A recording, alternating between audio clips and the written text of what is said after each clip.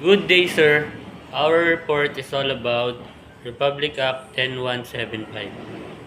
Public Act number 10175, Cybercrime Prevention Act of 2012. A Philippine law that penalizes crimes committed using computers, internet, and other ICT. Ang Cybercrime Prevention Act of 2012 ay batas sa Pilipinas na nagbibigay ng parusa sa mga taong gumagawa ng krimen gamit ang computer or other technology at internet. Purpose of RA 10175: protect computer, system, and data. Prevent and punish cybercrime. Provide investigation and prosecution measure. Strengthen cybersecurity in the Philippines. Ang purpose daw po ng RA 10175 is layunin ng batas na ito na alagaan at bantayan ang personal na impormasyon ng mga tao tulad ng accounts, files, and data para hindi ito manakaw o magamit sa masama. Prevent and punish cybercrime. Ginawa ang RA 10175 para pigilan at parusahan ang mga krimeng ginagawa sa internet gaya ng online scam, panluloko, hacking, at pananakot sa social media. Provide investigation and prosecution measure. May malinaw na gabay ang batas kung paano huhulihin at kakasuhan ng mga gumagawa ng cybercrime. Kahit online, ginagawa ang krimen. Strength cybersecurity in the Philippines. Pinapalakas ng batas ang seguridad sa paggamit ng internet sa bansa para mas maging ligtas ang mga tao laban sa cybercrime. Offenses against computer system. Number 1 is illegal access. Ito po yung pagpasok sa account o system ng iba kahit walang permiso. Halimbawa, kapag may nanghack ng Facebook o Gmail ng ibang tao. Number 2, illegal interception. Dito naman, palihim na kinukuha o binabasa ang private message o data ng kahit hindi sila aware. Data interference. Ito ay kapag sinira, binura o binago ang files o impormasyon ng ibang tao nang hindi sila pumapayag. Next, system interference. Ito yung ginulo o pinahinto ang maayos na takbo ng computer o system tulad ng paglagay ng virus na nagpapabagal o nagpapasa ng system. Next, misuse of device. Ito ay kapag gumagamit ng tools o software para makapanloko o makagawa ng cybercrime. Halimbawa, hacking apps o virus program. And lastly, cyber squatting. Ito naman ay paggamit ng pangalan ng sikat na brand o tao sa website para maloko o pagkakitaan kahit hindi naman ikaw ang may-ari nun. Computer-related offenses.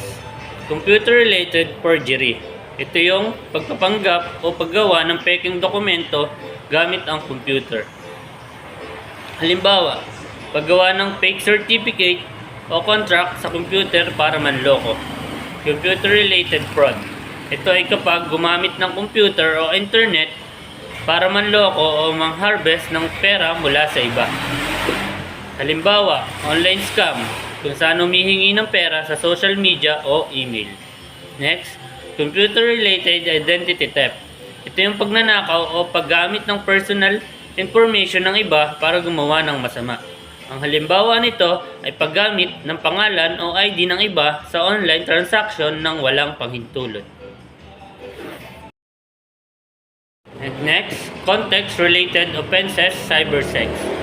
Ito yung paggamit ng internet para makipag-sexual o manligaw online na labag sa batas.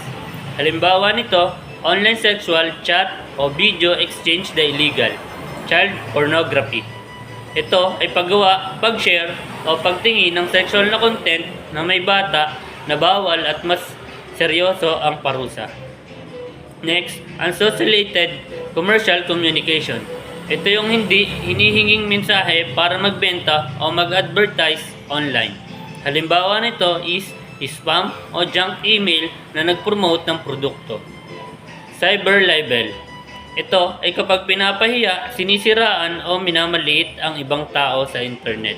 Halimbawa nito, pag-post sa social media ng hindi totoo at nakakasama sa reputasyon ng iba. Next, other punishable acts. Aiding or abetting cybercrime. Ito yung tumutulong o sumusuporta sa paggawa ng cybercrime. Ang halimbawa nito, tumulong sa online scam o nagbigay ng tools para makapanloko. Attempt to commit cybercrime, ito ay kapag sinubukang gumawa ng cybercrime kahit hindi natuloy. Halimbawa, planong manghak pero nahuli o hindi nagtagumpay. Next, crimes under other laws committed using ICT have higher penalties. Kapag ang krimen na bawal na sa ibang batas ay ginagawa gamit ang computer o internet, mas malaki ang parusa. Ang halimbawa nito ay paghihingi ng pera sa panlilinlang gamit ang online platform, mas mataas ang penalty kaysa sa traditional na scam. Next, authorities and enforcement. One is Department of Justice or DOJ. Sila ang nangunguna sa legal na proseso at nagpapasya kung may kaso laban sa cybercrime. Kumbaga, parang sila yung boss ng investigation at prosecutor. And next, Philippine National Police. Alam naman natin na ang Philippine National Police ay nagre-record at nag-iimbestiga ng cybercrime cases sa buong bansa. Parang sila ang unang humahawak sa kaso. Next, National Bureau of Investigation or NBI. Ang NBI ay special team na nag-iimbestiga ng mga seryosong cybercrime. Sila yung expert sa malalaking kaso online. Next, Cybercrime Investigation and Coordinating Center or CICC. Sila ang nagko-coordinate sa lahat ng ahensya para maayos ang pagtugon sa cybercrime. Kumbaga, sila yung central hub para lahat ng kaso ay ma-track at masolusyonan. Next is mga penalties or imprisonment, fines. Alam naman natin na ang imprisonment ay kapag nahuli ka sa cybercrime, pwede kang makulong. Then ang fines is may mga bayad o multa rin depende sa bigat ng ginawa. Higher penalties for serious or aggravated cybercrime. Or kung grabe ang ginawa o malaki ang pinsala, mas mataas ang parusa. And lastly, the importance of RA 10175. Bakit nga ba mahalaga ang batas na ito? Number 1 is to protect individuals and institutions online. Or pinoprotektahan ng batas ang mga tao at organisasyon laban sa panloloko o panloloob online. Ang halimbawa nito is secure ang accounts, files, at negosyo sa internet. Next, promote responsible use of technology. Or itinuturo nito ang tamang paggamit ng computer at internet para hindi manloko o manakit sa online. And lastly, helps fight cybercrime in the digital age. Tinutulungan ng batas na ito na laban ang cybercrime ngayon na digital na lahat para mas ligtas ang paggamit ng internet sa lahat. And that's all for my topic, Republic Act 10175. Thank you, sir.